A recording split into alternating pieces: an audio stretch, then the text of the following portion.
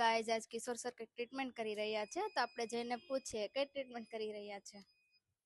Hello friends, આપણી વચ્ચે patient છે કિલોઇડ. કિલોઇડ એટલે એક્સેસિવ સ્કાર ટિશ્યુ, જે વુન્ડ અથવા સર્જરી પછી પોસ્ટ ઓપરેટિવ સ્કાર પછી બી આવું કિલોઇડ બનતું હોય છે. કિલોઇડ ટેન્ડન્સી એટલે કિલોઇડ બનવાની તાસીર હોય છે. એવા લોકોને કિલોઇડની ગાંઠ બનતી હોય છે. આજે આપણે આમની સારવાર માટે CO2 ફ્રેક્શનલ લેસર ટ્રીટમેન્ટ કરી રહ્યા છીએ, જેના મલ્ટિપલ સેશન હોય છે.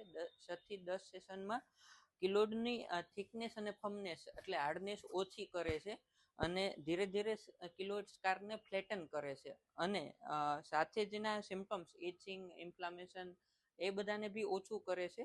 સાથે મલ્ટિપલ એપ્રોચમાં કમ્બાઇન એપ્રોચ તરીકે આપણે ઇન્ટ્રાલેજનલ મેડિસિન બી આપતા હોઈએ છીએ.